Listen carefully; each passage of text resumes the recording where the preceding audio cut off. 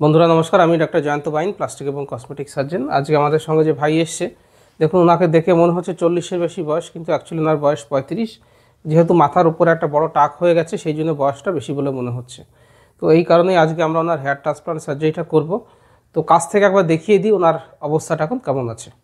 তো এটা ওনার বর্তমান অবস্থা। আমরা দেখতে পাচ্ছি গ্রেড 6 বার্ডনেস রয়েছে, এবং অনেক ক্ষেত্রে কিন্তু মাথার চুল আমরা কীভাবে আড়াচ্ছি সেটার উপরে কিন্তু টাক কতটা পড়ছে সেটা ডিপেন্ড করে। আমরা যদি চুল দুই পাশে রাখি তাহলে দেখুন এরকম মনে হচ্ছে, আবার পাশের চুলটাকে যদি আমরা সামনের দিকে করে আঁচড়াই, আমরা যদি সামনের দিকে আঁচড়াই দেখুন এই দিকটা অনেকটা ভরাট লাগছে। তারপরে যদি আমরা এই চুলটাকে মাঝখানের দিকে নিয়ে আসি, দেখুন এটা ধরুন মাঝখানের দিকে নিয়ে এলাম, এই চুলটাকেও মাঝখানের দিকে নিয়ে এলাম, দুটো চুল থেকে মাঝখানে নিয়ে আসলে পরে দেখুন আরও কিছুটা ভরাট লাগছে, যদিও এটা চুলের ন্যাচারাল পজিশন নয়।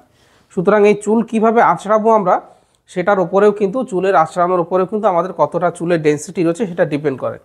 এবং হেয়ার ট্রান্সপ্লান্টের পরে রেজাল্টের ক্ষেত্রে এটা খুব ইম্পর্টেন্ট যে আপনি কীভাবে চুল আঁচড়াচ্ছেন, কারণ যত চুল পড়ে গেছে তত চুল আমরা রিপ্লেস করতে পারবো না।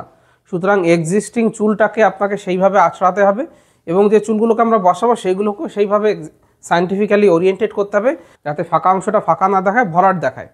তাহলে এইটাই হচ্ছে হেয়ার ট্রান্সপ্লান্টের মজা, বা এইটা হচ্ছে হেয়ার ট্রান্সপ্লান্টের সায়েন্সটা। তাহলে চলুন মার্কিং করে দেখাই এই অবস্থাতে আমরা কিভাবে মার্কিং করলে পরে ওনাকে বেস্ট অপটিক্যাল ডেন্সিটি আমরা দিতে পারবো।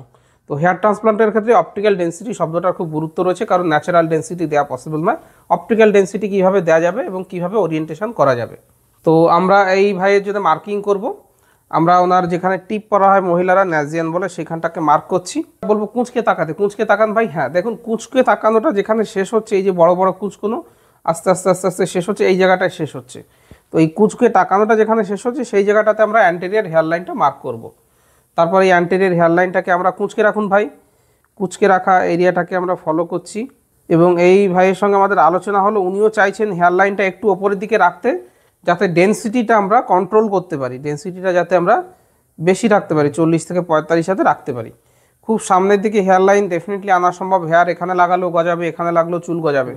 সেক্ষেত্রে এখানে চুল নিলে চুলগুলো যখন উনি কপাল কুঁচকোবেন বা আপনারা যখন কপাল কুঁচকোবেন তখন চুলগুলো কিন্তু নেচে উঠবে, যেটা দেখতে ভালো লাগে না।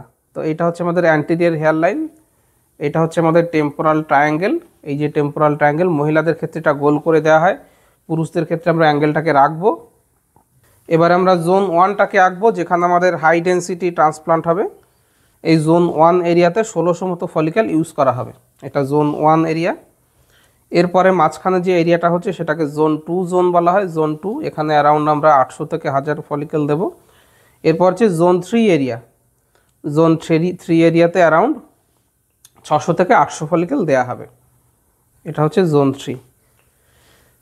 খেয়াল করে দেখুন জোন 1-এর কিছুটা এরিয়া আমি 3 পজিশনের মধ্যে আমরা চলে গেছি, কারণ উনি বাদিক থেকে ডান দিকে সিঁথি কাটবেন, সুতরাং এই দিকটাতে আমাদেরকে বেশি ফলিক্যাল রাখতে হবে।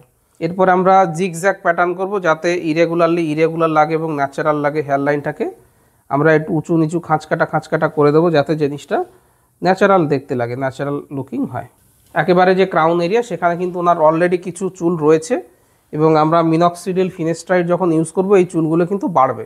সেক্ষেত্রে এই মুহূর্তে এই এরিয়াটাতে হেয়ার ট্রান্সপ্লান্টের কিন্তু এক্ষুনি দরকার নেই। এটা জোন 4 এরিয়া, এটা আমরা বাদ রাখছি। আজকের দিনে আমরা 1, 2, 3 এই 3টে এরিয়া কভার করব। এটা হচ্ছে total area, zone 1, zone 2, zone 3, zone 4। Zone 4টা আজ বাদ থাকছে। 1, 2, 3 এই 3টে এরিয়া আমরা কভার করব 3000 ফলিক্যাল দিয়ে। এবং আমরা এই ভাইয়ের ক্ষেত্রে কিন্তু হেয়ার লাইনটা একটু ওপরে রেখেছি, যাতে ওনার বয়সের সঙ্গে জিনিসটা ম্যাচ করে। তো আমাদের মার্কিংটা দেখলেন, এই ভাই যেহেতু 35 বছর বয়স, আমরা হেয়ার লাইনটা একটু ওপরের দিকে রেখেছি। আমরা 3000 ফলিক্যাল দিয়ে ট্রান্সপ্লান্ট করব। আমরা এফইউ টেকনিক করব, এক্সট্রাকশন টেকনিক, যেখানে কোনো সেলাইয়ের দরকার পড়বে না। সেলাইয়ের টেকনিকে টি টেকনিক বলে, সেই টেকনিকে আমি করে থাকি, আপনারা দেখতে পারেন। সেলাই টেকনিক নিয়ে বিস্তারিত ভিডিও আমার ইউটিউব চ্যানেলে দেওয়া রয়েছে। সার্জারিটা কীভাবে করছি, রেজাল্ট 7 দিন পরে কেমন দেখায়, 1 মাস পরে কেমন দেখায়, 3 মাস পরে, 6 মাস পরে, 1 বছর পরে, সব ধরনের ভিডিও আমার ইউটিউব চ্যানেলে দেওয়া রয়েছে। কস্ট কিসের উপরে ডিপেন্ড করে, কবে করবেন, সার্জারির পরে কী কী প্রিকশনস নিতে হবে, কী কী ওষুধ খেতে হবে, এইসব বিষয়ে ছোটো ছোটো ভিডিও বাংলা, ইংরেজি, হিন্দি 3টে ভাষাতেই আমার ইউটিউব চ্যানেলে দেওয়া রয়েছে। সেগুলো আপনারা দেখতে পারেন, অনেক ইনফরমেশান পেয়ে যাবেন। আর আমার সঙ্গে যোগাযোগ করতে হলে নিচে কমেন্ট বক্সে এসে কমেন্ট করতে পারেন, আমি প্রত্যেকটা কমেন্টের উত্তর দিয়ে থাকি। বা আপনারা আমার নিচে হোয়াটসঅ্যাপ নম্বর দেওয়া আছে, সেখানে মাথার খালি হয়ে যাওয়ার অংশ ফটো পাঠিয়ে দিলে কোন গ্রেডের বার্ডনেস, কতগুলো ফলিক্যাল লাগবে, কত খরচ হবে, সমস্ত ডিটেলস বলে দেবো। ভিডিওটা ভালো লাগলে লাইক করবেন, শেয়ার করবেন, চ্যানেলটা সাবস্ক্রাইব করবেন।